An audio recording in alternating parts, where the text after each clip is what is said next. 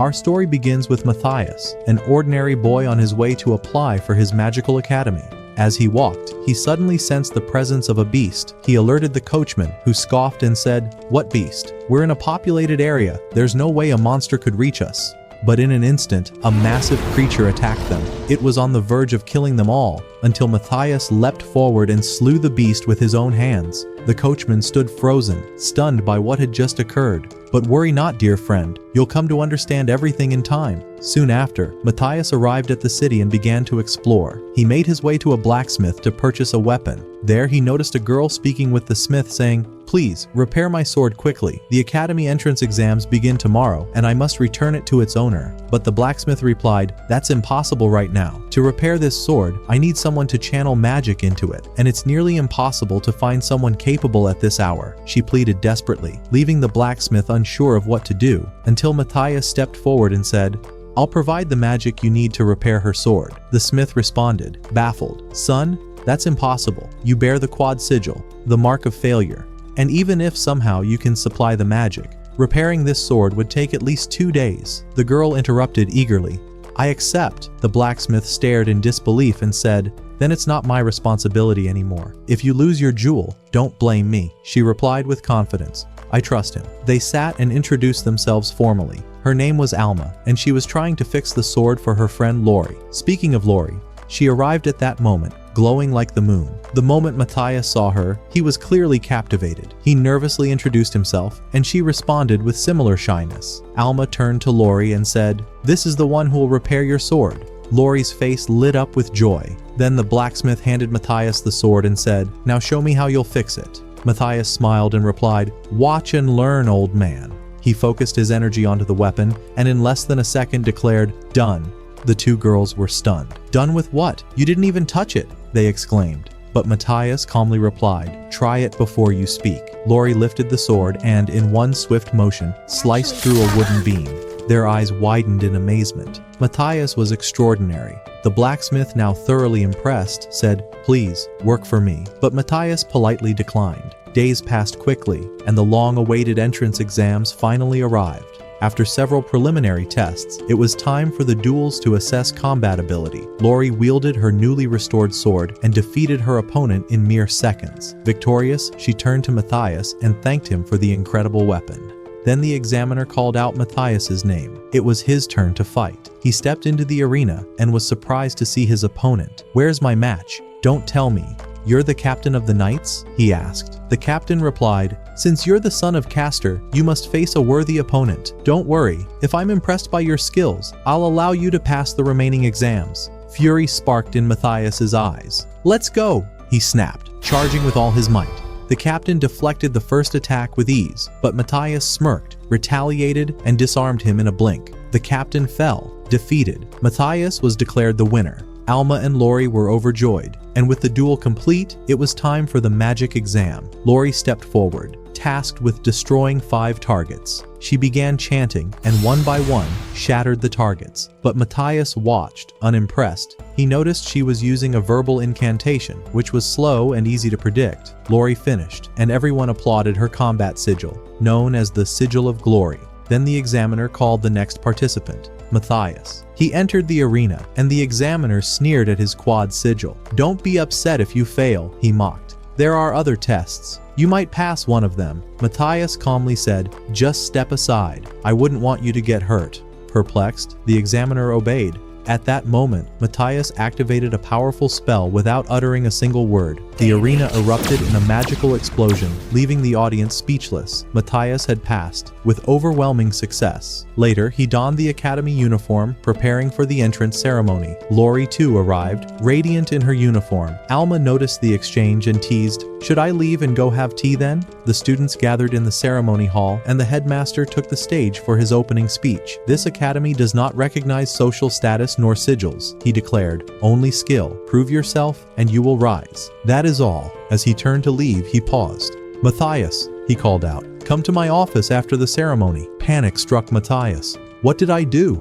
Am I getting expelled already?" he wondered. Suddenly, the headmaster's voice came from behind. "Come in." Inside, the headmaster began, "You defeated the captain of the knights. You cast silent spells. Your power is great. I don't doubt you because I knew your father. But I have a request. I want you to help this city. Matthias exhaled and asked, I noticed all the students use verbal spells only. Why don't they use silent ones? The headmaster replied, because that art has been forgotten. No one can master it anymore. The first academy of the kingdom controls all educational standards. They removed silent spells from the curriculum long ago. Matthias asked, so what's the solution? The headmaster responded, we must win the upcoming inter-academy tournament. And to do that, we need you to teach the students and the faculty the art of silent spell casting.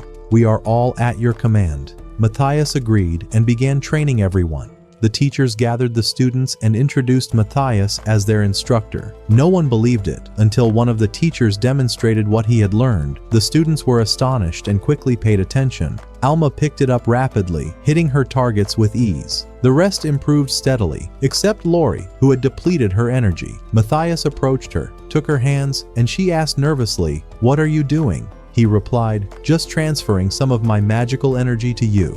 Once her strength returned, she unleashed a flawless attack. Her joy was overwhelming. But you must be wondering, how does Matthias possess such power? Let me tell you. 5,000 years ago, a warrior with immense magical power walked the earth, yet he was dissatisfied with the sigil of glory he bore, longing instead for the quad sigil, so he cast a spell that sent him 5,000 years into the future. That warrior is Matthias. And now, let us continue our tale. 1 month later, the inter-academy tournament was upon them. Matthias and the girls gathered at the rest area, analyzing their opponents. Lori said, "I hope we win this year. We've lost the championship for 65 years, and every year our rivals grow stronger." Then Matthias felt a dark energy and asked, "What do you know about demons?" Lori answered, "Demons no longer exist, and even if one appeared, no city could defeat it." Enraged, Matthias stormed toward the battlefield. "Something isn't right," he muttered. As he entered the arena, his opponents mocked him. "A boy with the mark of failure. Where are your teammates?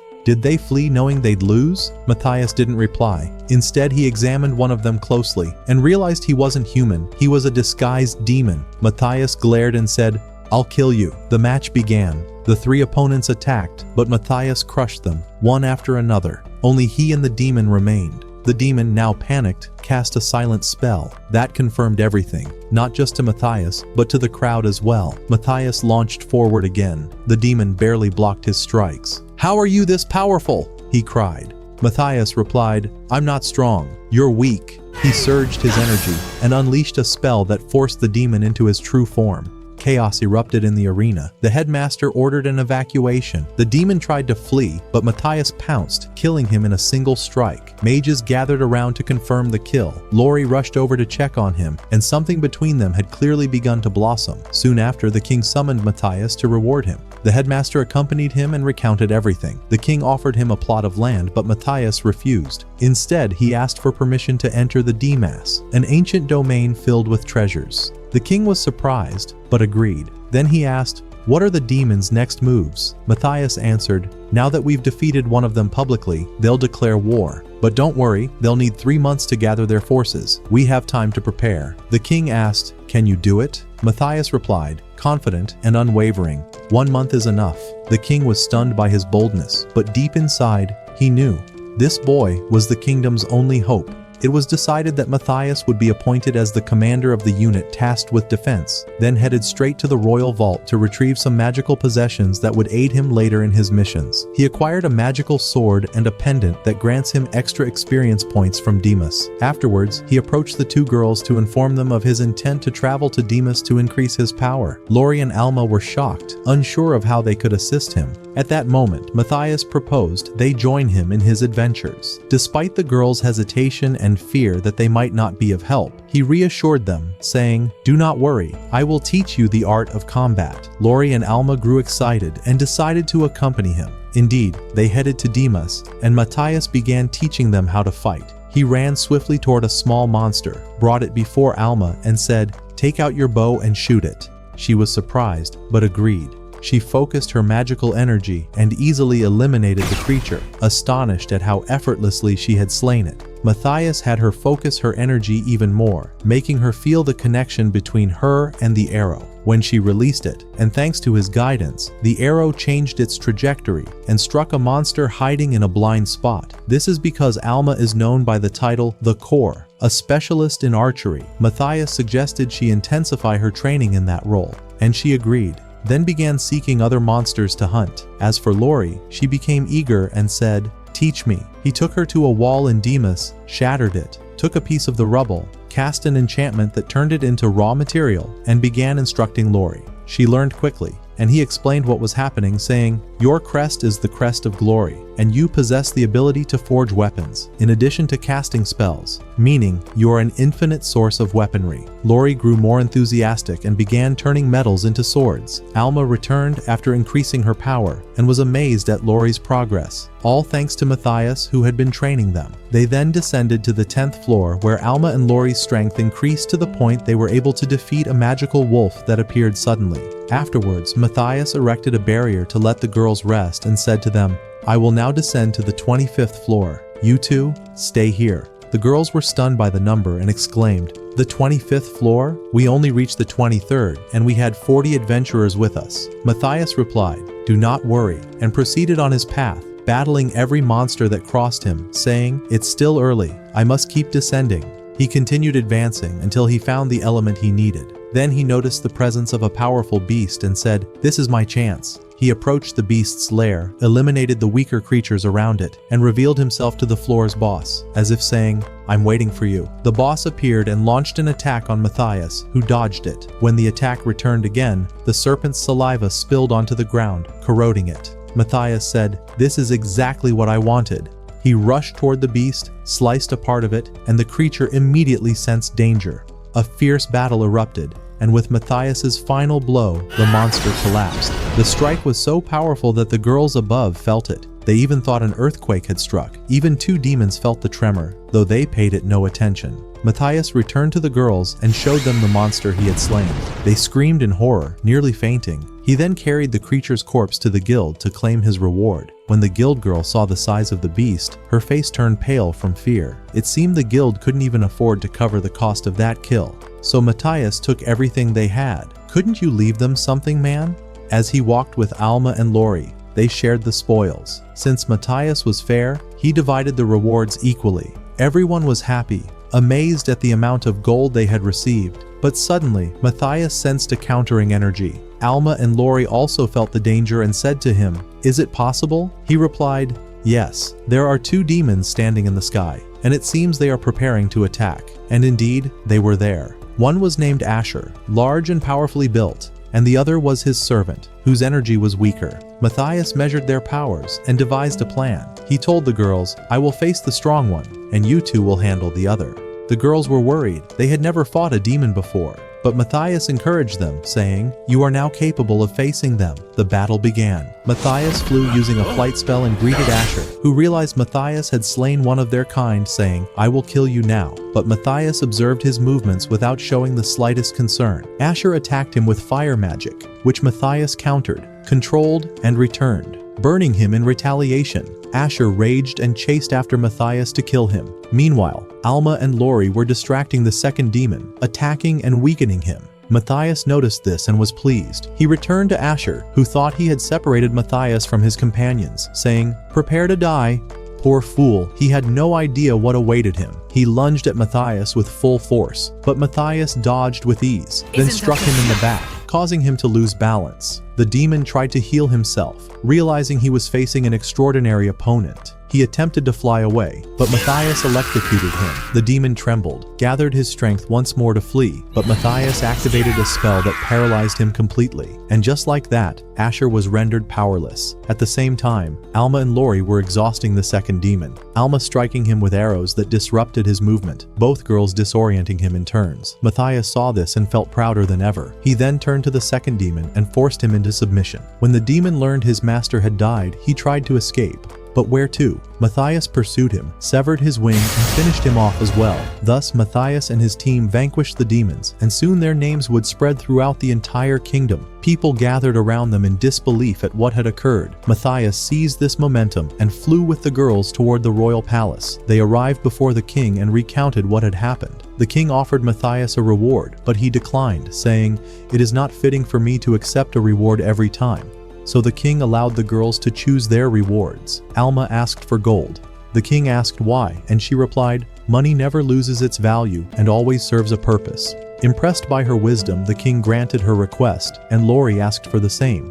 But as they sat there, Matthias sensed someone watching them. He asked the king for permission and approached the figure, warning him, "Do you think I wouldn't notice you spying on us? Speak now, or I'll end you." The demon remained silent, so Matthias struck him with a lightning spell. That's when the king recognized the voice. It was the captain of the guards himself, who turned out to be of demonic descent as well. Matthias pinpointed his exact location, despite him being very far and hiding in a fortified place. But would that stop Matthias? Impossible. He took the two girls to an abandoned place. They were startled and asked, "Where are you taking us?" He replied, "Just wait a little, you'll see." They kept walking until they arrived. There the girls were terrified. A dragon stood before them. Matthias stepped forward to speak to it. The dragon communicated telepathically and said, "Take one more step and I'll kill you." But Matthias paid no mind and advanced. When the dragon tried to follow through on its threat, Matthias casually dispelled its magic, leaving the dragon frozen in shock. He asked, "Don't joke. Do you know someone named Gis? Don't tell me you're him." Matthias replied, "Yes, I am Gis, but that's just one of my incarnations." The dragon trembled, humiliation evident in its eyes, as if begging for mercy, remembering the past when he tried to challenge Matthias and failed, and Matthias had spared him and walked away. We now return to the present, where the dragon had realized her mistake and apologized for what she had said earlier. Matthias promptly forgave her and explained the reason for his arrival. By the way, this dragon is named Iris, and she is in fact a female, not a male. Matthias told her of his intention to travel to the land of demons to eliminate them, and asked her to serve as his means of transport. Iris agreed immediately, and a sense of peace and satisfaction filled the air. Matthias then called for the girls and introduced them to Iris, and the shock was so intense that they nearly fainted. Afterwards, Matthias used a spell to repair Iris's injured wing so she could fly swiftly. Everyone mounted her back, and they took off toward the demon's lair. As their journey was about to begin, a demon was watching everyone approaching the area, but Matthias ambushed him from the sky and split him in half in an instant, without giving him the slightest chance to react. On the ground, Matthias sensed a strange energy. He informed them that there was a weak demon inside the tower and a powerful one outside. They decided to storm the tower. Matthias cast a spell to enable telepathic communication and explained his plan, giving Luri a special spell, instructing her to use it against the demon. They proceeded with the plan and stormed the location, but it appeared empty. Matthias quickly realized the enemy was using a concealment spell and revealed his location to the girls. Alma aimed her arrow at the target. Although the demon was confident that no one could detect him, Alma's arrow struck him effortlessly.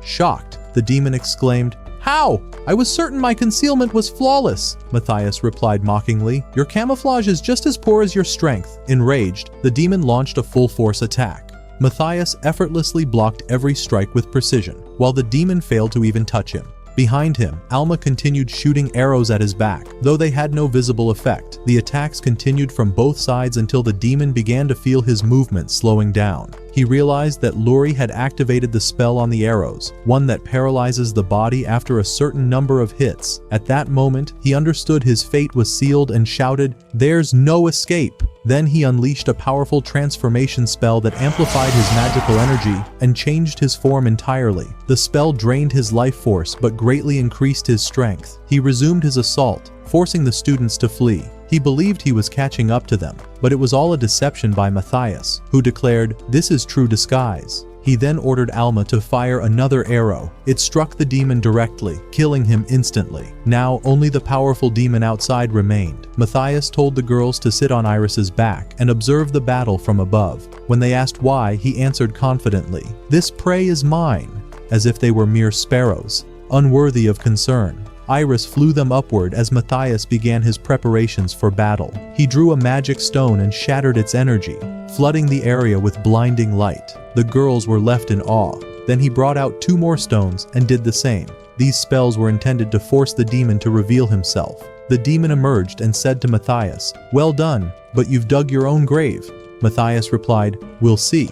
Then cast a spell on himself. The demon attacked with all his might. It was a fierce fight, and Matthias was injured, his arm severed. The demon believed he had won, but the arm reattached itself instantly, leaving the demon in shock. "Impossible.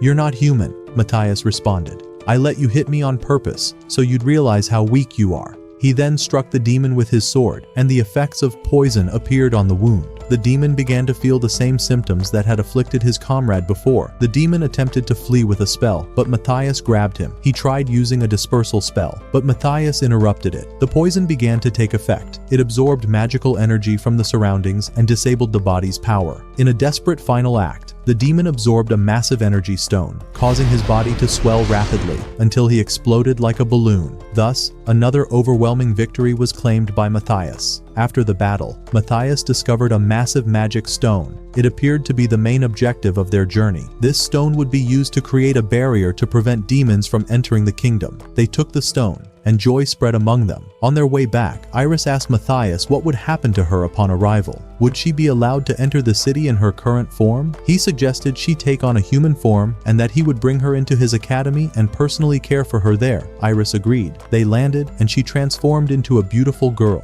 Or perhaps a naive one. That remains to be seen. They took her to the academy and asked the headmaster to allow her to join. He agreed on one condition. She must pass the magical entrance exams like any other student. Matthias also agreed, but on the condition that he personally supervise the exams. Fearing that her power might spiral out of control, Iris began the written exam.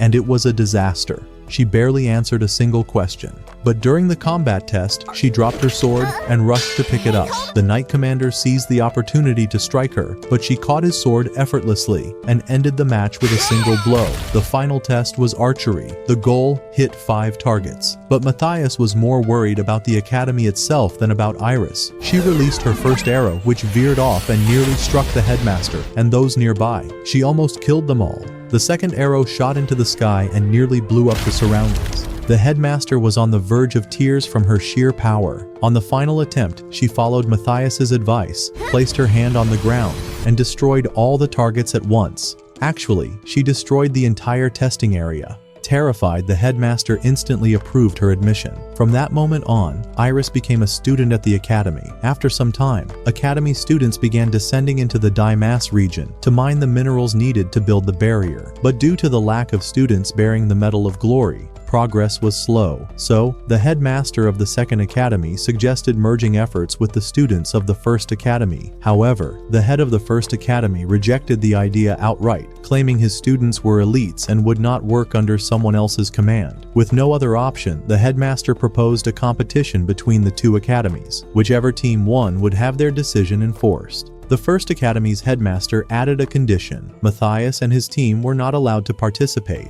as he was well aware of their strength. The headmaster hesitated, but Matthias reassured him, saying, "Don't worry, I trained them myself." The competition began. Students from the first academy arrived in large numbers, taking it seriously. Meanwhile, Matthias's students numbered only 5. The headmaster of the first academy mocked them, confident of their impending humiliation. But the exact opposite happened. The 5 students used a silence spell and crushed all their opponents, reducing them to something like dough. Enraged, the headmaster of the first academy refused to accept the result and began cursing the kingdom. The king ordered his immediate imprisonment, and the students of the first academy were transferred to the second. Conditions improved drastically. With the students' help, resource gathering became far more efficient. Matthias's team was now ready for advanced missions. He took them to deeper floors to train and develop teamwork. Alma and Luri were highly coordinated, efficiently taking down monsters. As for Iris, she had yet to master her power or even the basics of combat.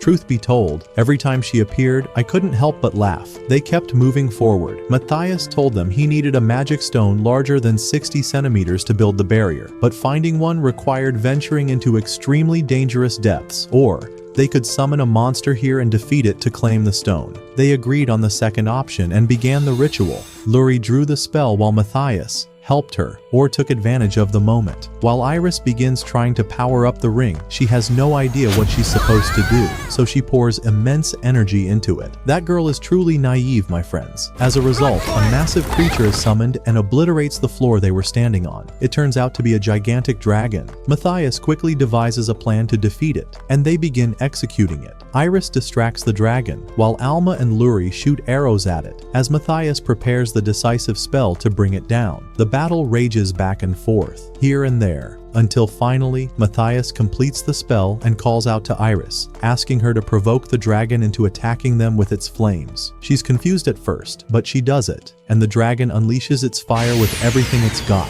Right at that moment, Matthias turns the dragon's power against it, causing a thunderous explosion that obliterates it completely. What a glorious moment that was. Iris retrieves the magic stone, and they're all overwhelmed with joy. Then Matthias suggests she join them, and she loves the idea and agrees, as if she hadn't been part of the team all along. The group heads off to the academy to train and strengthen their teamwork. Matthias sets up the training ground, and everyone begins taking responsibility. Iris amazes them with her synchronization and her attempts to adjust to her human form. Matthias and Luri work on crafting weapons for the team to help them in future battles, and he teaches her how to forge them. Luri understands the method and begins crafting. The weapons are completed, and everyone takes their own. Luri is the first to test her weapon on a rock. It's shattered completely. Alma follows with her bow. Her power has reached a whole new level. As for Iris, she's given a spear that stores her energy. She charges at a rock and smashes it, and everything behind it too. That girl is a legend on her own, my friends. Then it's Matthias's turn. He says, "All three of you, come at me," and they begin intense training in preparation for the upcoming demon invasion, with excitement surging through them all. The next day, the teacher gathers a large group of students and urges them to prepare. The demons are on the move. They head to Damas to gather supplies working together. Matthias, for his part, transports metals to the sealing site. He seems incredibly busy. Meanwhile, Luri senses a demonic gate in the forest and informs Matthias, who suggests they confront the demon that will emerge from it. Although the girls are scared, they've never faced a demon alone. He reassures them, "Don't worry, you can handle it now." The team heads to the gate and prepares. Luri readies a magical arrow before the demon appears. As the gate widens, the demon emerges and Luri fires, instantly taking it down. But the surprise, another demon appears. She fires again, hitting its shoulder but failing to finish it off. It charges at them, but Luri slices it in two.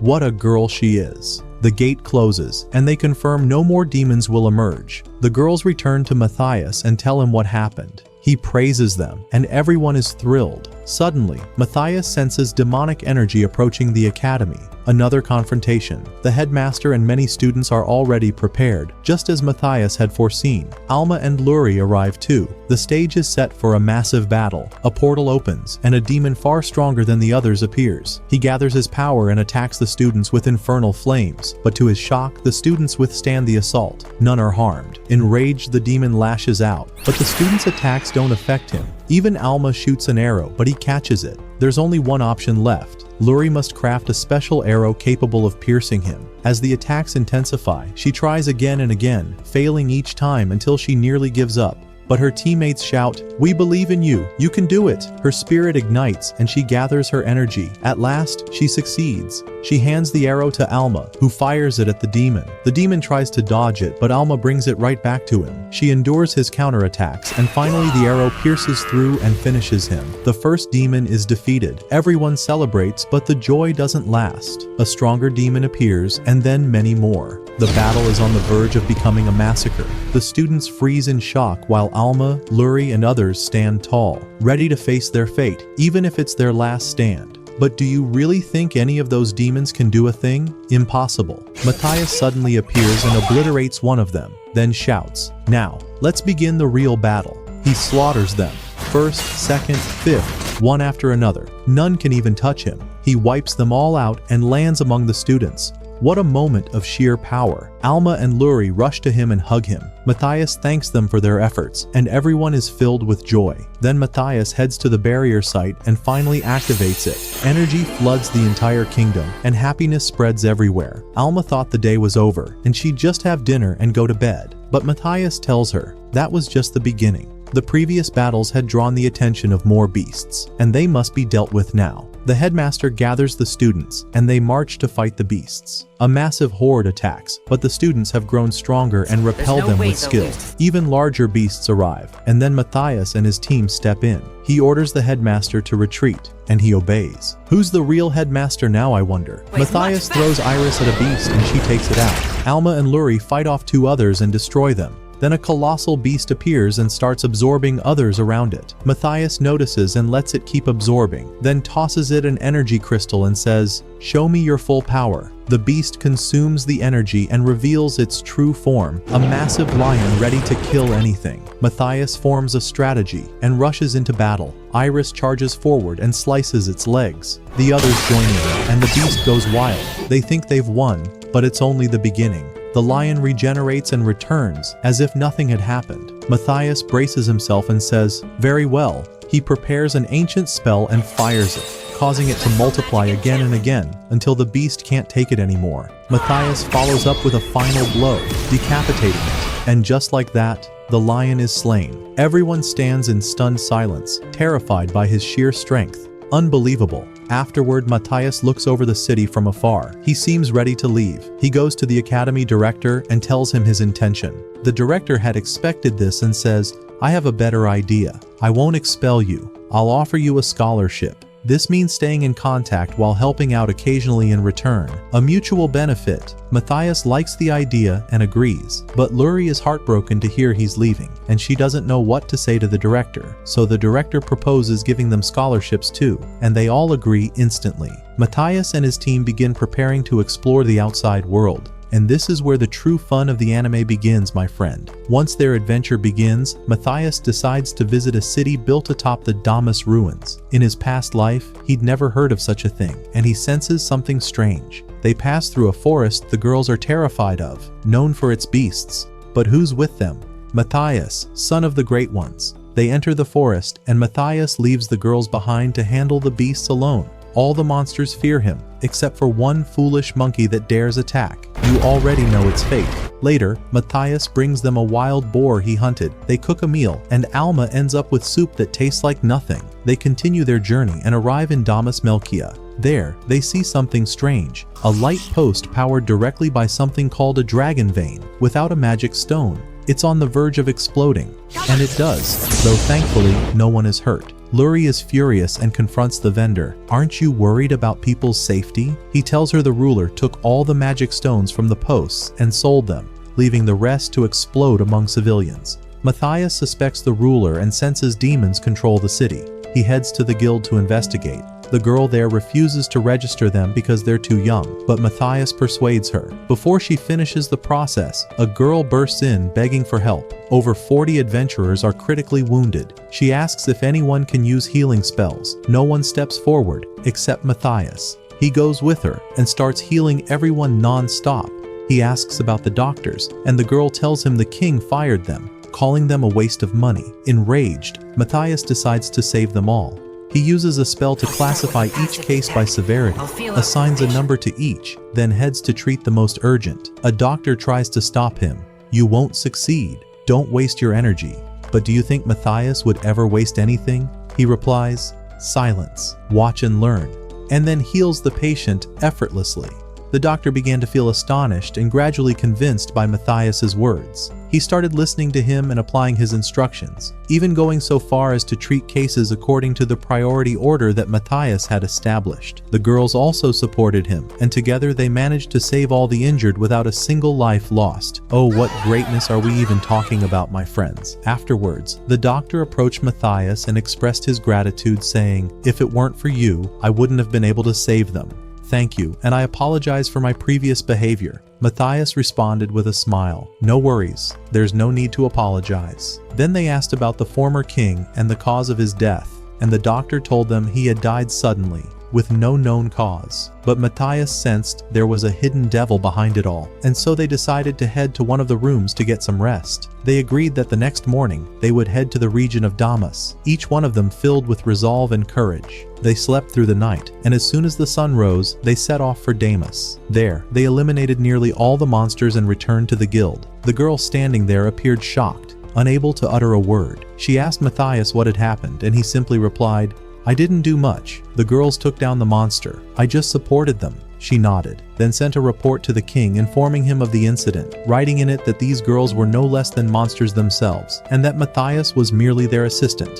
The message reached the king, who clearly didn't bear them any goodwill. Meanwhile, the group was celebrating their success and eating together, but Matthias noticed that someone was watching them. He realized the king had begun pulling his strings and that things were about to escalate. Matthias slipped away through a side path and used a telepathy spell to inform the girls of the situation. He said, "We'll first cast an invisibility spell to observe their reaction, and if we don't like what we see, we strike." Indeed, he vanished from the spot, startling the observers, who began searching for him everywhere, but to no avail. Then Matthias appeared behind them and said, "Excuse me, I just wanted to confirm whether you were following me. Do you know where I live?" They answered affirmatively, and that was all the confirmation he needed. The gang grew angry and seized Matthias, relying on what the guild girl had written, claiming he was the weakest among them. They believed it and used it as an opportunity to treat him as a hostage. They threatened the girls, saying, "If you care about him, you will carry out the king's orders." Iris calmly responded, "Understood." And then, 1, 2, 3, they had all been taken out. Matthias then activated a tracking spell to locate the king. The following morning, the group received a message from the headmaster, summoning them to Damas to meet with a military officer sent by the king. The officer informed them that the ruler had ordered Matthias to arrest the city's king for treason and for mismanaging the affairs of his people. Matthias agreed, as it had already been his intention. The four of them set off with the officer to the royal palace, planning to storm it. But the king had prepared an ambush, hiding numerous soldiers in wait. Matthias, however, saw through the plan and did not hesitate. He charged through the main gate. They were attacked by palace guards, but Luri stepped in to defend them. Matthias unleashed his power and cleared everyone in his way,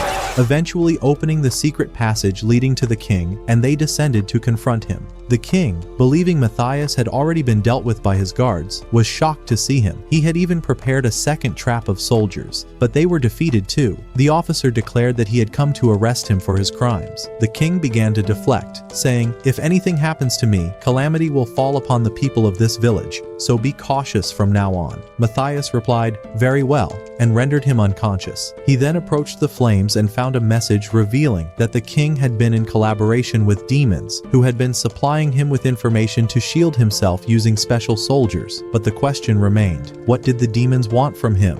Matthias discovered that the demons were after the dragon vein within the city. If they succeeded in obtaining it, they would collapse the magical barrier protecting the kingdom and trigger an explosion that would annihilate everything inside. The officer was horrified by the truth and decided to report it to the king, but suddenly the ground shook and panic spread. The demons had already tampered with the dragon vein and released hordes of monsters toward the city. Matthias commanded everyone to remain calm and informed them they had 2 hours before the monsters arrived. They immediately set out to the dragon vein's location, where they discovered a demon manipulating it to send the beast toward the city. Luri began to neutralize his control, while Matthias confronted the demon. Alma and Iris protected Luri from any incoming attacks. Matthias looked the demon in the eyes and asked, "Are you the one orchestrating all this?" The demon replied, "Yes." Matthias lunged, but the demon countered, deploying a barrier that would explode if struck. Matthias realized this demon was unlike any he had faced before, much stronger, and seemingly receiving orders from another.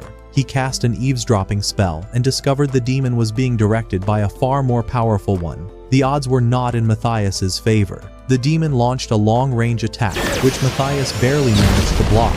He then communicated with Luri via telepathy, giving her 2 spell codes to prepare silently without the enemy noticing. Luri understood immediately and began casting. Matthias attacked again, and the demon fell into the trap. Luri's first spell disoriented him, and her second spell severed his connection with his master. The demon panicked, and Matthias charged in, but the barrier still remained.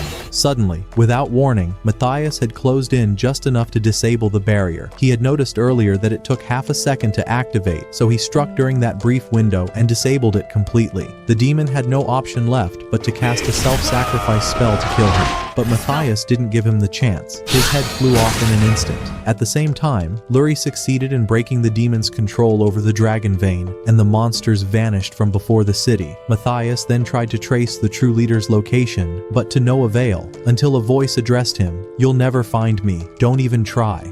Matthias was stunned. This enemy was completely different from those he had faced before. He replied, "Get ready. "Your end will come by my hand." Then the connection was cut, and the great battle was now on the horizon.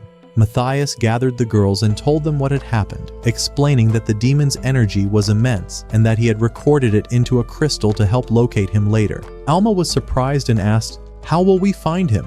He told her of an ancient magical device he had invented in a past life, capable of locating the demon, but it lay beyond the kingdom's borders, and they would need the king's permission to pass. They returned to their city, where they met the headmaster, who appeared to be developing himself and expanding the school. Matthias explained the situation, and the headmaster contacted the king and secured the needed recommendation. They obtained the letter, thanked the headmaster, and set off. They arrived in the neighboring kingdom, known as Radia, crossed its gates, and began exploring the area. But reaching the artifact wouldn't be easy. It required a magical rank of A or higher, and none of them had achieved that yet. Matthias quickly devised a plan and decided to head to the guild to take the rank test. He said, "If we succeed, we'll obtain the rank easily, and if we don't, I'll make Iris pretend to be a dragon attacking us, and we'll fake a fight, sneaking in during the chaos." What a brilliant mind, that boy. They finally arrived at the guild headquarters, where the guild master proved to be very cooperative and agreed to let them take the test.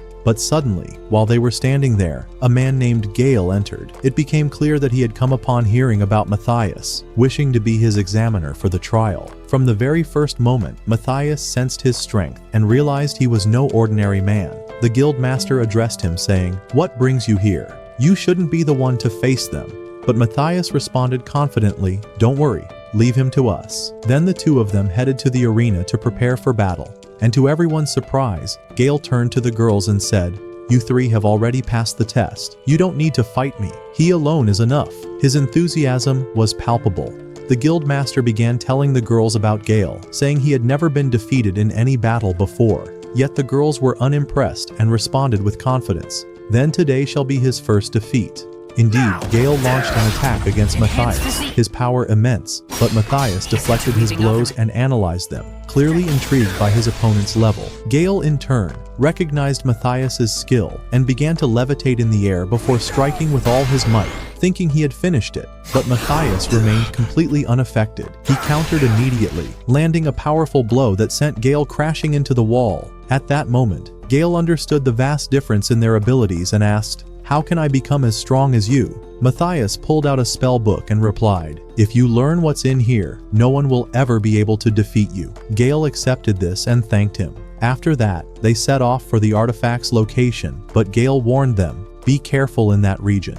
It's extremely dangerous." Many entered and never returned. "If you sense anything strange, contact me. I'll reach you in seconds." Matthias thanked him, and they continued on their way.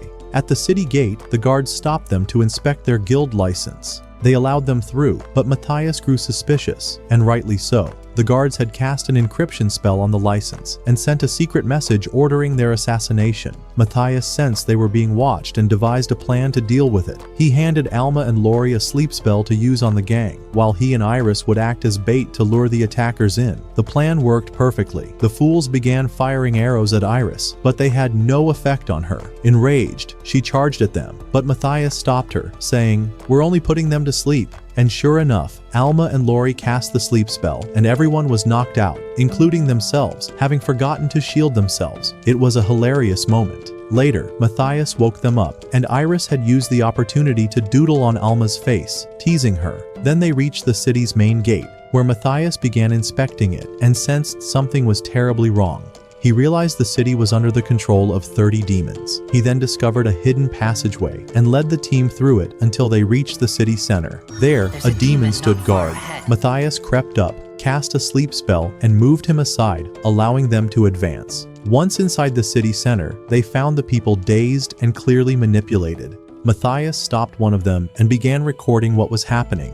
They then headed to the gathering site to uncover what the demons were up to.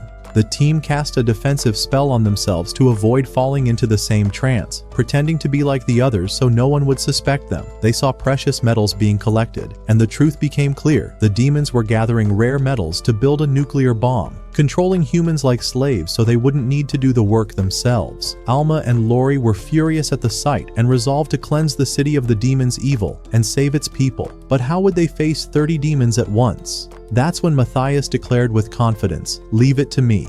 He crafted a plan to scatter the demons. Suddenly, a magical signal flared in the heart of the city, drawing the demons toward the source of power, and there, the team was waiting. The first to arrive were two demons who spotted Iris. Before they could kill her, Matthias struck from behind and split them in half. The rest of the demons screamed in rage, but then, boom! Magical bombs exploded among them, their source unknown. It was a brilliant move by Matthias, who had used Iris's magical energy to lure the enemies in, and anyone who got close to her was instantly eliminated. Their communication only exposed their positions even more. Alma and Lori concealed their magical presence and hurled spell crystals at the demons, making them believe the city was filled with traps. Meanwhile, Matthias picked them off from behind. The demons started to panic, and Matthias showed no mercy, wiping out 22 of them. Their leader began to worry, gathered his thoughts, and realized the trap. He called for the remaining demons and said, "We have to blow up the city to eliminate our enemies." The others agreed, but before they could act, boom, one of them was killed. And to everyone's surprise, it wasn't Matthias who did it, but Gale, who had come to help. Matthias was thrilled by his arrival. Gale quickly took down the weaker demons with lightning speed and left the leader to Matthias. But Gale turned to him and said, "Don't interfere in this fight." The demon leader, furious, shouted, "Prepare to die!" And with explosive intensity, the two clashed, their blows thunderous and fast beyond belief. It was clear that Gale had grown immensely since his last duel with Matthias. The battle raged on until sunrise, and finally, the last strike was dealt, and the victor was Gale. What a triumphant moment. Matthias rushed over to congratulate him. Gale was exhausted, his bones broken, but filled with joy at having defeated the demon. But then, suddenly, the demon rose again, eyes glowing red, and launched another attack. But Matthias blocked it. The demon spoke in a twisted voice, "My seal is about to break, and I will return soon to kill you all." And then, his body vanished completely. Matthias realized it was the same demon who had spoken to him before. He felt the weight of true danger. After healing Gale, his strength returned. The townspeople, now freed from their trance, began to gather. Matthias didn't know what to do with them, but Gale said, "Leave that to me." He then called upon the head of the city's guild and appointed him king of the city, saying simply, "Let's go." It was a surprisingly clever move. Matthias bid farewell to his friend Gale and continued on toward the artifact's location. After a long journey, he arrived, used his power to open the gate, and descended to where the massive artifact was kept. He pulled out an item he had taken from the slain demon to confirm whether the demon that controlled him was the same one who appeared in the city of Melkia. He activated the artifact, and sure enough, it was the same demon. Then he pulled out a magical stone that contained the demon's stored energy, and placed it into the device to reveal the demon's identity and location. The device glowed red, signifying that the enemy was immensely powerful. A figure appeared with an overwhelming aura. His name was Zardus, one of the most powerful demons in existence, perhaps the strongest of them all. For the first time, Matthias truly felt fear. He said, "With power like this, we won't be able to defeat him. Even if we hid and trained for 100 years, maybe then we could, but if we do that, everyone will die, and civilization will be lost." His power exceeded all expectations. In that moment, Iris accidentally broke something within the ruins, and it sparked an idea in Matthias's mind. He took a sword from Iris and placed it on the device to search for a specific blade he had forged in his previous life. The one weapon strong enough to face Zardus, and indeed it showed him its location. Surprisingly, it was already inside his own kingdom, returned at some point during one of his past missions. They mounted Iris and rushed toward the royal capital, but by that time the seal on Zardus had begun to break. He was about to move. Matthias noticed his magical signal and realized he was coming. He ordered Alma and Lori to retrieve the sword while he would stall Zardus himself. The girls immediately agreed, though they were deeply worried about him. They finally arrive at the kingdom and rush straight to the vault to retrieve the sword as quickly as possible. Meanwhile, Matthias had already begun preparing a counterspell to buy some time against Zardus. The question is, will he succeed, or is this the beginning of humanity's end? At the same moment, Alma and Luri were making their way toward the vault when they noticed the arrival of the demon. They turned to see his location, and Matthias launched an immediate attack in an attempt to seal him away, but Zardus remained completely unaffected. Matthias then ordered the Dragon Iris to strike him. The attack hit, but to no avail. Zardus remained unscathed, as if the blow hadn't touched him at all. His power seemed to exist on another plane. He tore through dimensions and unsheathed his sword, shouting at Matthias, "Come on, show me the best you've got." He then charged at Iris with blinding speed, but the girl managed to block the attack using a punishment technique. At that point, the people of the kingdom had sensed the danger and rushed out to witness the battle. At the same time, Alma and Luri finally reached the vault, but the guards blocked Luri from entering. She was about to force her way through when the king suddenly appeared and ordered the soldiers to let them pass. The two girls lit up with joy. Meanwhile, Matthias was struggling to block Zardas's relentless strikes, but he couldn't keep up. His opponent's speed was beyond anything imaginable. Matthias was wounded, and the demon mocked him, saying, "Is this all you've got? I was hoping you'd try harder so I don't fall asleep from boredom." Back in the vault, Alma and Luri were desperately searching for the sword until they finally found it. They grabbed it and rushed out to deliver it to Matthias. But by then, Zardas had realized Matthias was trying to protect the city, so he decided to bypass the fight and strike the civilians directly to ruin his plan. He launched a sudden attack toward the city, and Matthias could no longer defend nor counter. Zardas laughed and said, "You set up a barrier to protect the city from demons outside. But what about the ones inside?" And indeed, one of the demons that Matthias had previously defeated reappeared, revived, and ready to kill Alma and Luri. But Alma was quick to react, firing her arrows at him, while Luri ended the fight with a single decisive strike. They ran again toward Matthias, but another demon suddenly emerged and blocked their path, demanding, "Hand me the sword now." When they refused, he threatened to kill the nearby students unless they obeyed. The girls froze in place. It seemed like this could really be the end. At that very moment, Zardas explained to Matthias that he had used a spell to resurrect the demons that Matthias had previously slain, then launched a full-scale assault on the city. Matthias tried to block the attacks. Iris was hit, but he managed to deflect the next strike, only to get wounded again. He could no longer fight. Alma and Luri finally surrendered and laid their weapons on the ground to protect the students. The demon stepped forward to take the sword. It seemed everything was lost, but suddenly, the headmaster and the rest of the students appeared and attacked the demon. Luri seized the opportunity and restrained his magical energy, while Alma followed up with a crushing blow. The situation was back under control. But Zardas continued his vicious assault on Matthias, giving him no room to breathe. Matthias had reached his limit, and so he bet every last bit of strength on Alma and Luri. He was struck again and fell to the ground, with Iris collapsing beside him. Alma and Luri arrived just in time. Alma hurled the sword to Matthias, and he caught it at the last moment. But the demon took advantage of his turned back and pierced his heart with his own sword. Matthias fell still, lifeless. Everyone thought it was over. Luri couldn't bear the sight. She broke down in tears, calling out his name with all her soul. And then, Matthias's energy flared up once more, and he soared toward the demon to strike him down. The demon gasped, "How are you still alive? I'm certain I pierced your heart." Matthias replied, "You did kill me, but that's the condition to activate this sword. When its wielder dies, they are reborn with unimaginable power. And by the way, I let you kill me." Furious, the demon launched one last attack, but Matthias had fully awakened. He struck him down with a massive blow that erased him from existence. At last, Matthias had won the brutal battle. He descended to the ground, and Luri ran to him and embraced him tightly, saying, "You scared me so much. I'm really happy you're okay." Matthias blushed, and the wound reopened, though this time it wasn't from a fight, but from love, my friend. The headmaster approached Matthias to thank him, and everyone returned home to rest. Soon after, the king summoned them again, to reward them for their bravery. The kingdom's vault was emptied from the sheer amount of treasure handed out. The girls rejoiced, and peace returned at last. Later, they visited a treasure chamber filled with incredibly rare items, and chose what they wanted. Iris picked out a beautiful gem and gave it to Luri, who stood in the corner shyly. Then, Alma walked over to Matthias, whispered something in his ear, and his face turned crimson. That night, they all walked together. Under the moonlight, Matthias called out to Luri and took her aside into the romantic night. He said to her, "Close your eyes." She did, expecting something else. But Matthias was a gentleman. He gently placed a necklace around her neck. When Luri opened her eyes and saw it, she was filled with joy. "I'm so happy to receive a gift from you," she said. Matthias smiled and replied, "What's coming next will be even better." And as the sun rose, our adventure came to an end, my friend. If you enjoyed this anime, don't forget to like, subscribe, and leave me a wonderful comment. Just like you. Until next time. And placed it into the device to reveal the demon's identity and location. The device glowed red, signifying that the enemy was immensely powerful. A figure appeared with an overwhelming aura.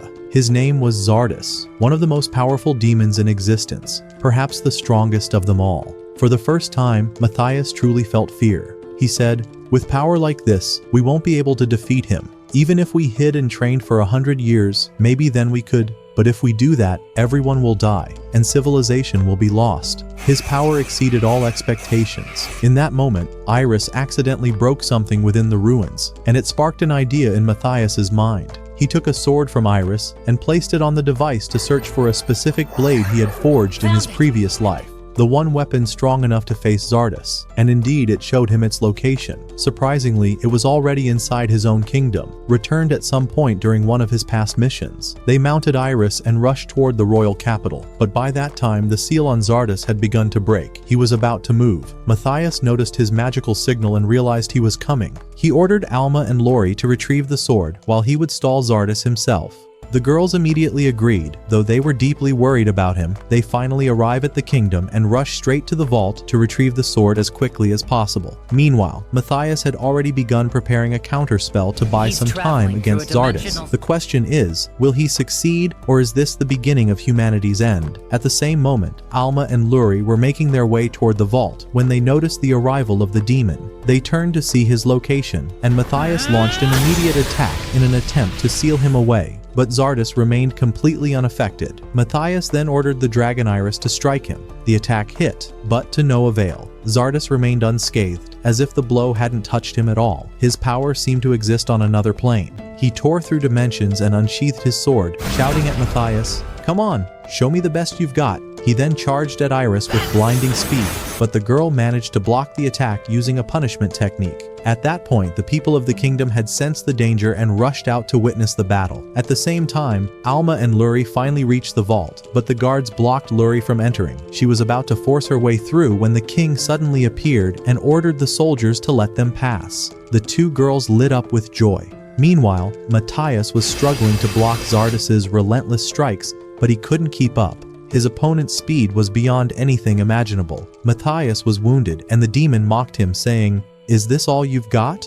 I was hoping you'd try harder so I don't fall asleep from boredom."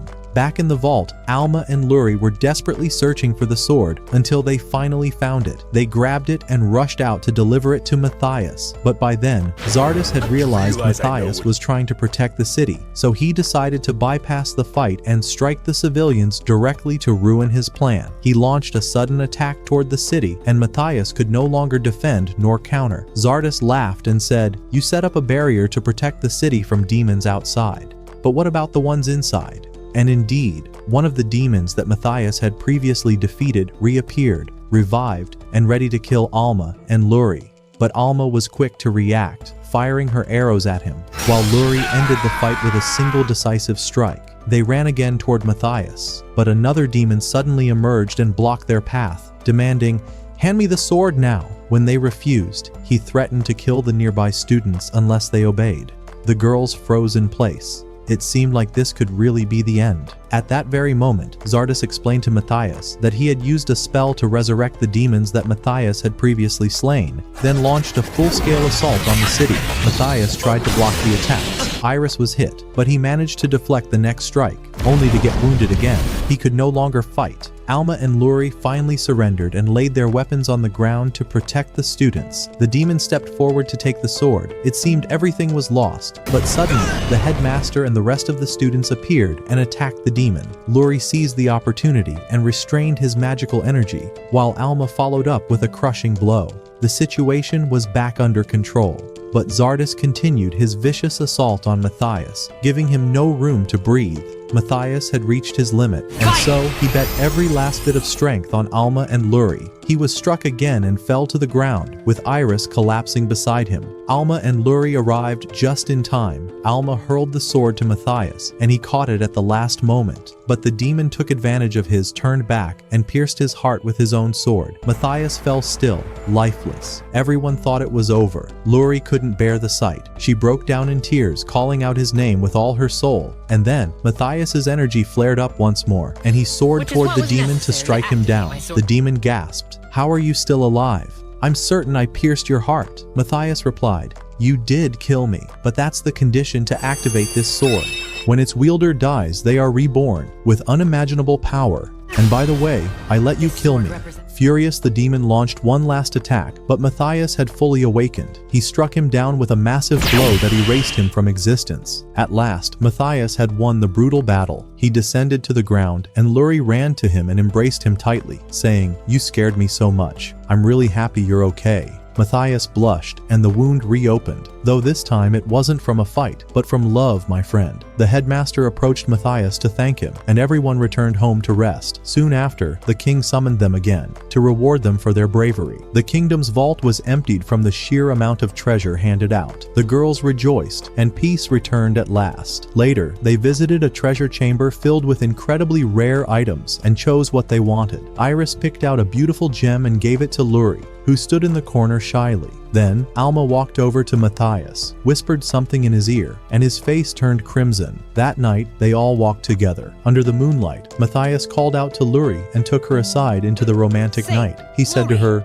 "Close your eyes." She did, expecting something else. But Matthias was a gentleman. He gently placed a necklace around her neck. When Luri opened her eyes and saw it, she was filled with joy. "I'm so happy to receive a gift from you," she said. Matthias smiled and replied, "What's coming next will be even better." And as the sun rose, our adventure came to an end, my friend. If you enjoyed this anime, don't forget to like, subscribe, and leave me a wonderful comment. Just like you. Until next time.